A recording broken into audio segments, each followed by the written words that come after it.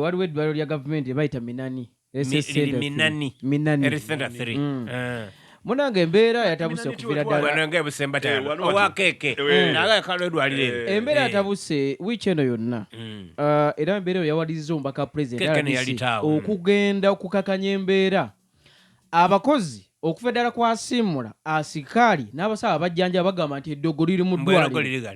era bagamba nti embeera oli awulira nga abatudde mu ofisi n'awulira obubi obuwunya awulira obukoko obuto buli kaabira agalawo ofisi yonna so kaakati bano bagambe nti baagala buli musawo aliwo n'abakozi bona bagamba nti baagala basaba bakyusibwe batwalibwe awalala now RDC eyabadde mu lukiiko lwabadde bakubiriza yeewuunyiza nnyo ebintu abasawo bayogedde nga buli akwata omuzindalo buli woolaba waliwo ono oba asiimuula katukasoko muwulize mutuweemuku ku memale ekintu kyayida kyangema enkota eno nga otise bantwise kiro 10 kuyibega kuno nga tokitoolako ekintu kyayida kyangema enkota eno nga ndi otise bantwise kiro 10 kuyibega kuno ng'okitoolako natuuka eka assistant wange yambuuza musawo Nuuru yakuba nti ofunye buzibu ki nga ye ndi kwavula buki bwavule namukuba nti njiire ku facility okola aye nfunye gyoki obuzibu buno ni buno namalena ku 3 kwina nga nekulula bwekulula okuva mu numba ng'oli awo kyetiise so bwana radisi kigambo irogo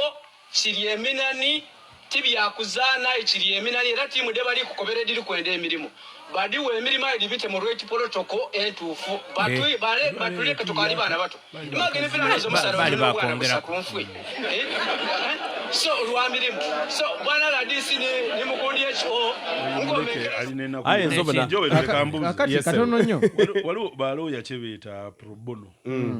abasawo b'ekinnansi bakizira probono abasaba ekinnansi bakizira ekyo kizayo goidi awo yandingire ayo olibona bana nze muntegera yange ndidinga irogo liriyo ayi eirogo lisobola okukosa ate ng'olikirikizaamu ino buli woba ng'oyikirikiza mu irogo amazima gene buli kyojjo bono gyabona muki eirogo twidinga irogo liba kuki ku mirimu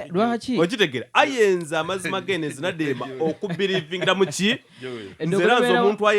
omuntu yena nga yesiga irogo lye eida ntege ku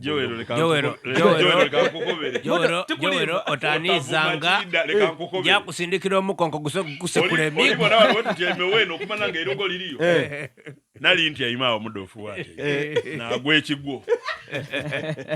nze abantu bandogera kwati awo agwensimbu yabaladi atamira teko obujagalika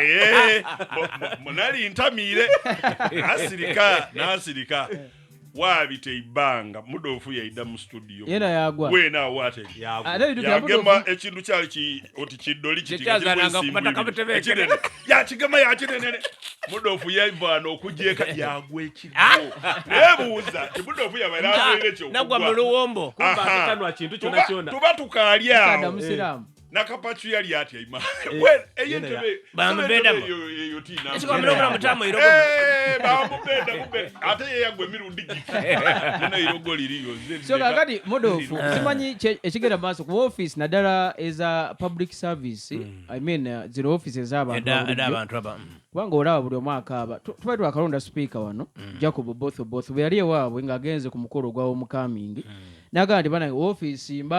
ebiri mu office bizibu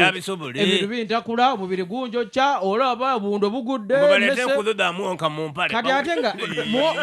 mu office